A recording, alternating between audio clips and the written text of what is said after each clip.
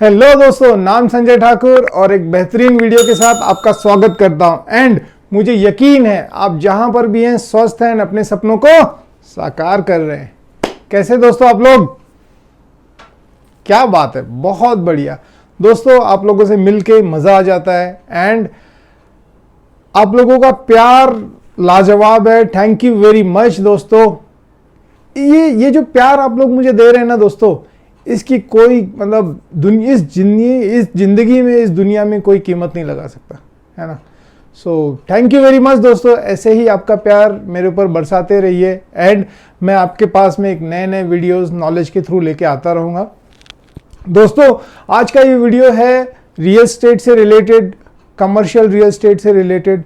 कुछ मेरे एक दो दोस्त हैं जिनका मुझे टेक्स्ट आया था, मैसेजेस आए थे कि sir how to calculate rent of the commercial properties. अगर कोई कमर्शियल प्रॉपर्टीज़ है, ऑफिसेज है, तो उसके रेंट कैसे कैलकुलेट होते हैं, कैसे वर्कआउट होता है, थोड़ा सा उसके बारे में बताइए। तो मैंने सोचा कि ठीक है, है बहुत छोटी सी चीज़, बट उसे मैं सोचा कि एक बार आप लोगों को कुछ डाउट है, बहुत लोगों को पता है, बहुत लोगों को नहीं पता है, कुछ लोगों को कम पता है, कुछ लोगों को बहुत अच्छे से, मुझसे भी अच्छे से ज़्यादा पता है। बट मैंने सोचा लेट्स कवर दिस टॉपिक, और जिनको नहीं पता है वो अच्छे से जान पाएंगे, जिनको थोड़ा पता है उनको ज़्यादा पता चल जाएगा, और जिनको मुझसे भी ज़्यादा पता है प्लीज़ आप कमेंट में मुझे बता सकते हैं, ताकि अगले वीडियो में मैं उसे ऐड करके आप लोगों को शेयर कर दूंगा। राइट दोस्तों? So let's start. दोस्तों कमर्शियल और रेसिडेंशियल, पहले तो आपको इतना समझ लेना है कि जैसे जो रेसिडेंशियल प्रॉपर्टीज़ होती हैं वो ये होती हैं कि जहाँ पे हम रहते हैं, जहाँ से हम बिजनेस नहीं करते हैं, राइट। या रेसिडेंशियल प्रॉपर्टीज़ में बिजनेस करना लीगली अलाउड नहीं है। आप रेसिडेंशियल प्रॉपर्टीज़ को कमर्शियली यूज़ नहीं कर सकते हैं। क्यों? क्योंकि दोस्तों जो अपना जो रेसिडेंशियल प्रॉपर्टीज़ होती हैं उनकी जो प्रॉपर्टी टैक्स होती है, रेट ऑफ जो प्रॉपर्टी टैक्स का परसेंटेज होता है वो डिफरेंट होता है जो गवर्नमेंट को हम टैक्स पे करते हैं। जो अपना इलेक्ट्रिसिटी मीटर होता है, जो गवर्नमेंट हमें इलेक्ट्रिसिटी प्रोवाइड करती है for residential properties and for commercial properties, दोनों में बहुत डिफरेंस होता है, राइट। सो वो चीज़ें रहती हैं। प्लस रेसिडेंशियल जो सोसाइटीज़ होती हैं वहाँ पे सारे लोग रहते हैं, तो वहाँ पे कोई कंपनीज़ को या कमर्शियल्स को अलाउड नहीं करते हैं, क्योंकि सारे लोग वहाँ पे रहते हैं तो उनको डिस्टर्बेंस नहीं होना चाहिए। तो ये कुछ चीज़ रीजंस हैं। एंड बाकी आप लोगों को भी पता है डेफिनेटली रेसिडेंशियल्स में अगर कमर्शियल्स वर्कआउट होना स्टार्ट हुए तो फिर कितनी तकलीफ़ें हो जाएगी। तो इसीलिए रेसिडेंशियल सेपरेट होते हैं, कमर्शियल सेपरेट होते हैं। रेसिडेंशियल प्रॉपर्टीज़ के बारे में आप दूसरे वीडियोस देख सकते हैं, बट मैं ज़्यादा स्पेशली कमर्शियल्स के लिए वर्कआउट करता हूं, तो हम उसके बारे में हम डिस्कस करेंगे। सो दोस्तों कमर्शियल प्रॉपर्टीज़ मतलब क्या? कमर्शियल प्रॉपर्टीज़ मतलब होता है कि जैसे ऑफिसेज हैं दोस्तों, ये कमर्शियल प्रॉपर्टीज़ में आ जाते हैं। शॉप्स हो जाते हैं, ये कमर्शियल प्रॉपर्टीज़ में आ जाते हैं।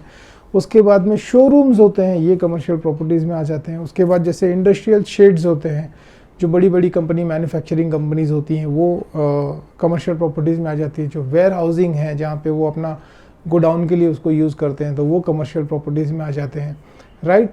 ऐसे काफ़ी सारी चीज़ें जो हैं, ये सारी जहाँ से भी हम बिजनेस ट्रांजैक्शन करते हैं, ये सारी चीज़ें जो आ जाती हैं वो कमर्शियल प्रॉपर्टीज़ में आ जाती हैं। तो मैं स्पेसिफिकली जो ज़्यादा डील करता हूँ वो ऑफिस स्पेस में डील करता हूँ, बट सभी के रेंट कैसे कैलकुलेट होते हैं वो मैं आपको ट्राई करूंगा, जितना मुझे पता है वो मैं आप लोगों के साथ शेयर करूंगा। अगर उसमें भी कुछ क्वेरी डाउट आता है तो do let me know in comments, I will get back to you with the answer. ऐसा ज़रूरी नहीं कि मुझे दुनिया की सारी चीज़ें पता है, बट अगर मुझे कुछ पता नहीं है तो definitely I will come back to you with the answer by doing research, right दोस्तों। सो अगर हम पहले बात करें जैसे ऑफिस स्पेस की, तो जैसे ऑफिस स्पेस का रेंट कैसे कैलकुलेट होता है कि फॉर एग्जांपल अगर हम ले लेते हैं, तो यहाँ पे क्या होता है कि ऑफिस स्पेस वेरी करता है। मतलब जैसे अगर रेसिडेंशियल की बात करें तो 2 BHK, 3 BHK, 3.5, 4 BHK बंगलोस ऐसे हो जाता है, तो फिक्स होता है। थोड़ा बहुत एरिया का प्लस माइनस होता है, बट फिक्स रहता है, राइट। बट ऑफिसेज में क्या होता है दोस्तों? ऑफिसेज में क्या होता है कि 100 स्क्वायर फीट का भी ऑफिस होता है, 500 स्क्वायर फीट का भी ऑफिस होता है, 1000 square feet, 1 lakh square feet, 50,000 square feet, 1.5 lakh square feet, ये सारे ऑफिसेज ही हम बोलते हैं उसे, right. So that is why यहाँ पे जो रेंट कैलकुलेट करने का तरीका होता है, it is based on the square feet. कितने स्क्वायर फीट का ऑफिस है उसके ऊपर से रेट कैलकुलेट होता है, राइट। और वो जो कितने स्क्वायर फीट का ऑफिस है उसमें जो रेंट होता है वो रेट पर स्क्वायर फीट होता है, राइट। जैसे हम कोई प्रॉपर्टी परचेस करते हैं तो क्या होता है, 5,000 10,000 रुपीज पर स्क्वायर फीट का रेट होता है। तो आपने अगर 10,000 स्क्वायर फीट की प्रॉपर्टी ली है तो योर पर square feet rate into 10,000 square feet, तो वो आपका बाइंग वैल्यू हो जाता है। तो सिमिलरली अगर ऑफिस स्पेस आपको लीज पे लेना है तो उसकी जो होती है स्क्वायर फीट, जो चार्जेबल एरिया वो हम ले लेते हैं इनटू द रेट पर स्क्वायर फीट। रेट पर स्क्वायर फीट का क्या मतलब है दोस्तों, कि फॉर एग्जांपल कोई पर्टिकुलर एरिया है, ठीक है, जैसे अगर मैं पुणे की बात करूं तो हम खराड़ी की बात करते हैं, तो यहाँ पे जो रेट पर स्क्वायर फीट होता है वो तीन तरीके की रेंटल प्रॉपर्टीज में भी आ जाता है। जैसे एक प्रॉपर्टी होती है जो बेयर शेल होती है। बेयर शेल मतलब क्या होता है, जिस कंडीशन में हमें बिल्डर प्रॉपर्टी प्रोवाइड करता है, जहाँ पे ना फ्लोरिंग होती है ना सीलिंग होती है, खाली एक मीटर का कनेक्शन आ जाता है, इलेक्ट्रिसिटी का कनेक्शन आ जाता है, वॉल्स भी बेयर शेल होते हैं, सब कुछ टोटली अनफर्निश्ड होता है, अनफिनिश्ड वॉल, अनफर्निश्ड फ्लोर। खाली काफ़ी सारे बिल्डर जो हैं जो वॉशरूम है वो बिल्ड करके देते हैं, मगर कोई सारे बिल्डर जो हैं वो वॉशरूम भी बिल्ड करके नहीं देते हैं। डिपेंड करता है कि आप किन बिल्डर से क्या प्रॉपर्टी परचेस कर रहे हैं, राइट दोस्तों। सो एक बेयर शेल प्रॉपर्टी हो जाती है, उसके बाद एक वार्म शेल प्रॉपर्टी आ जाती है। वार्म शेल मतलब क्या होता है, जहाँ पे फ्लोरिंग की हुई है, जहाँ पे सीलिंग्स लगे हुए हैं, लाइट्स लगी हुई है, या वॉल फिनिश्ड है, ये वार्म शेल ऑफिस हो जाता है, राइट। उसके बाद आ जाता है semi furnished office. Semi furnished office में क्या हो जाता है दोस्तों, जैसे फ्लोरिंग, सीलिंग, वॉल्स, लाइट, ये सब तो है ही है, साथ में अगर कुछ केबिन्स बने हुए हैं वहाँ पर या एसीज लगे हुए हैं तो ये सेमी फर्निश्ड में आ जाता है दोस्तों। एंड इसके बाद क्या होता है कि फुल्ली फर्निश्ड। फुल्ली फर्निश्ड या हम उसे ये भी बोल सकते हैं कि plug and play office. Fully furnished या प्लग एंड प्ले ऑफिस में क्या होता है, फुल्ली फर्निश्ड मतलब ये होता है दोस्तों कि you have to just come in with your system. आप अपने लैपटॉप के साथ, कंप्यूटर्स के साथ आप ऑफिस में आ सकते हैं, आप प्लग इन कीजिए and start working. So that is called as a fully furnished और plug and play office, right दोस्तों। सो ये कुछ 4 तरीके के ऑफिसेज होते हैं। अब कहेंगे कि अब इसका रेंट कैसे कैलकुलेट होता है। ओके, सो रेंट कैलकुलेट ऐसे होता है दोस्तों, जो जैसे बेयर शेल प्रॉपर्टीज है, अगेन मैं दोस्तों बोलूँगा ये आपके एरिया के ऊपर भी बहुत मैटर करता है कि आपका ऑफिस किस एरिया में है। अगर वो सिटी से दूर है, सिटी से बाहर है, थोड़ा आउटस्कर्ट पे है, या उसमें लोकेशन में पहुंचने में थोड़ी दिक्कत होती है, या वहाँ पे पार्किंग वगैरह का इश्यू है, तो थोड़ा बहुत रेंट डिफर करता है। तो दोस्तों मैं ये जो ऑफिस के रेंट्स बोल रहा हूँ, ये पर्टिकुलर एक सिटी एरिया का जो एक प्रॉपर फुल्ली कमर्शियल बिल्डिंग है, जहाँ पे हर सुविधा, हर मॉडर्न सुविधाएं हैं जो एक आईटी कंपनीज या नॉन आईटी कंपनीज को लगती हैं, है ना। तो मैं एज पर गवर्नमेंट नॉर्म्स के हिसाब से बिल्डिंग बनी हुई है, मैं उन बिल्डिंग्स का रेट बता रहा हूँ, और डिपेंड करता है कि फिर आपके एरिया में कैसा है, क्या है, वो उसके ऊपर हम दूसरा एक वीडियो बना देंगे कि आपके एरिया के कैसे रेट्स कैलकुलेट होते हैं, राइट दोस्तों। सो जैसे अगर मैं फॉर एग्जांपल हमारी लोकेशन की बात करूं, पूना लोकेशन की, तो यहाँ पर कैसे होता है कि बेयर शेल अगर कोई प्रॉपर्टी है तो उसका जो रेंटल आ जाता है वो रफली अराउंड 40 रुपीज़ के आ जाता है, 40 रुपीज़ के आसपास, 40 रुपीज़ पर स्क्वायर फीट। अगेन दोस्तों डिपेंड करता है कि ये कौन सी बिल्डिंग में ऑफिस है। अगर बेयर शेल ऑफिस कोई जैसे वर्ल्ड ट्रेड सेंटर या ऐसी कोई बिल्डिंग में है तो आपको 40 रुपीज़ में ऑफिस नहीं मिलता है, आपको 75-80 रुपीज़ में यही ऑफिस मिलता है पर स्क्वायर फीट, राइट दोस्तों। और हर एक चीज़ का रेट डिपेंड करता है कि सामने वाले ने प्रॉपर्टी परचेस कितने में की है, right. So I am just giving you rough example, या एक एवरेज रेट की मैं बात कर रहा हूँ। बहुत प्रीमियम बिल्डिंग कंसीडर नहीं कर रहा हूँ मैं, या एकदम लो लेवल की बिल्डिंग नहीं कर रहा हूँ मैं कंसीडर। हम एक एवरेज बिल्डिंग कंसीडर कर रहे हैं और उसके हिसाब से हम रेंट बता रहे हैं, राइट दोस्तों।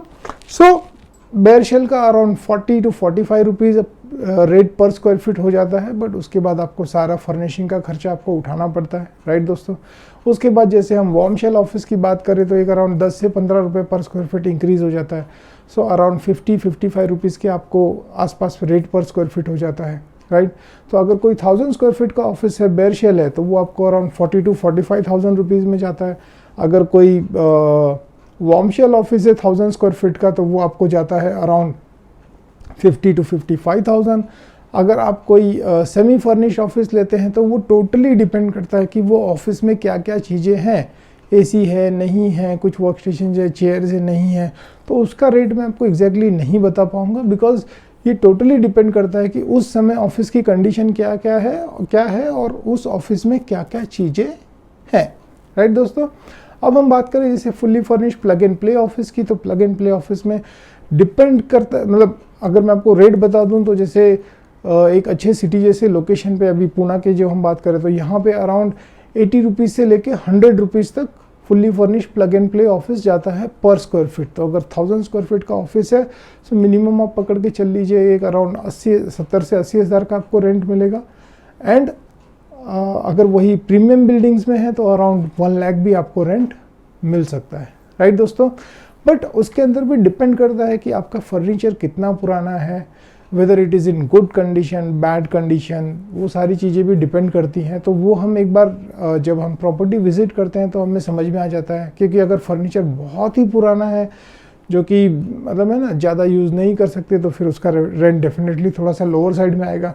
बट जैसे कोई ब्रांड न्यू फर्नीचर है और है ना काफ़ी अच्छा एम्बियंस है, सारी चीज़ें हैं, तो उसका रेंट जो है वो और अच्छे तरीके से हो जाएगा। राइट दोस्तों, सो ये हो गया प्लग एंड प्ले ऑफिस का रेंट। सो ऐसे करके दोस्तों हम रेंट कैलकुलेट करते हैं। तो जैसे अगर 1000 स्क्वायर फीट का प्लग एंड प्ले ऑफिस है, अगर 100 रुपीज़ स्क्वायर फीट कोई कोट कर रहा है, so 100 rupees into 1000 that comes to 1 lakh rupees. Right दोस्तों, ये जितने भी मैंने रेंट्स बोले हैं जो स्टैंडर्ड प्रोसेस हम फॉलो करते हैं, कोई लोग इंक्लूडिंग मेंटेनेंस बोलते हैं, बट बहुत सारे लोग या 80% लोग ऐसा भी कोट करते हैं कि हमारा रेंट आप हमें दे दीजिए, जो बिल्डिंग मेंटेनेंस है which is 7 rupees, 8 rupees, 9 rupees, 10 rupees, whatever it is, you have to directly pay it to the building. Right दोस्तों, बट काफ़ी सारे रेंट ऐसे भी होते हैं जहाँ पे ओनर बोलते हैं कि नहीं, आप मुझे जो रेंट पे कीजिए वो इंक्लूडिंग मेंटेनेंस पे कीजिए, मैंने 2 से 3 साल का मेंटेनेंस ऑलरेडी बिल्डर को पे कर दिया है, तो वो मैंने पे किया है बिल्डर को, बट आप उसे मुझे पे कर दीजिए। राइट, सो ये एक होता है मेंटेनेंस का। एंड यस, जीएसटी भी आती है इसके अंदर दोस्तों, उसमें डिपेंडिंग अपॉन द ओनर से इनकम।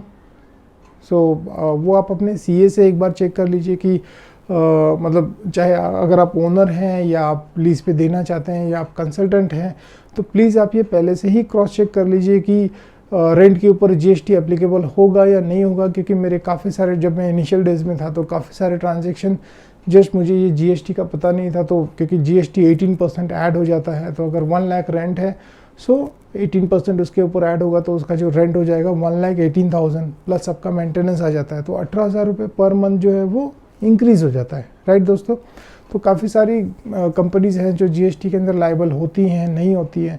तो जो भी आप इंफॉर्मेशन रही है उससे गैदर कीजिए एंड एक प्रपोजल अच्छे से बनाइए। अगर आपको प्रपोजल नहीं बनाने आता है तो do let me know in comments, मैं आपको एक प्रॉपर वीडियो बना दूंगा कि how to make a proper commercial proposal, जो कि हम ओनर और क्लाइंट को हम भेज सकते हैं, ताकि बाद में कोई नई चीज़ उभर कर ना आए और आपकी डील कैंसिल ना हो।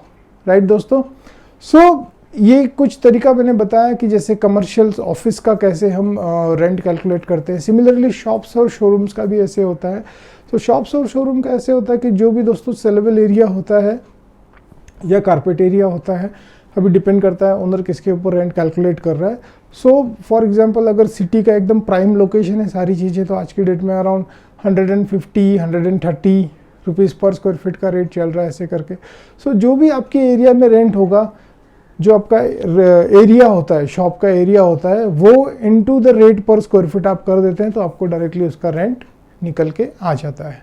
राइट दोस्तों, सो ये शॉप का रेट हो जाता है। उसके बाद में जो वेयर हाउसेज हैं, जो इंडस्ट्रियल शेड्स हैं, सो ये काफ़ी बड़ी जगह होती है, 1,00,000 1,50,000 स्क्वायर फीट, 50,000 स्क्वायर फीट, तो इनके जो रेट पर स्क्वायर फीट वो बहुत हाई नहीं होते हैं, लोअर साइड में होते हैं, 25 रुपीज़ 30 रुपीज़ ये पर स्क्वायर फीट के होते हैं ऐसे करके। सो अगेन वहाँ पे भी जो 25-30 रुपीज़ है उस एरिया का आप रेट ले सकते हैं, एंड इनटू आप कितना बड़ा वेयर हाउस ले रहे हैं, कितना बड़ा इंडस्ट्रियल शेड रहे हैं, उसको आप मल्टीप्लाई करेंगे तो आपका उसका रेंटल निकल के आ जाएगा। राइट दोस्तों। सो जस्ट मैंने शॉर्ट में एक आपको ट्राई किया एक्सप्लेन करने का कि how to calculate the rent of the commercial properties, whether it is shop, showroom, office, furnished office, bare shell office, sheds, industrial sheds. आपको कुछ भी डाउट क्वेरी कुछ रहे तो do let me know in comments. And दोस्तों very important चीज़, share subscribe करना मत भूलिएगा मेरे चैनल को, राइट, बिकॉज आपका ये प्यार ही है जो मुझे ऐसे बेहतरीन वीडियोस को बनाने में मोटिवेट करता है। सो वो देते रहिए दोस्तों। एंड कोई भी टॉपिक है जिससे रिलेटेड आप चाहते हैं कि मैं वीडियो बनाऊं तो do let me no, and मैं आपके लिए नए वीडियोस लाता रहूँगा। Thank you very much. फिर मिलेंगे एक नए वीडियो के साथ। Thank you.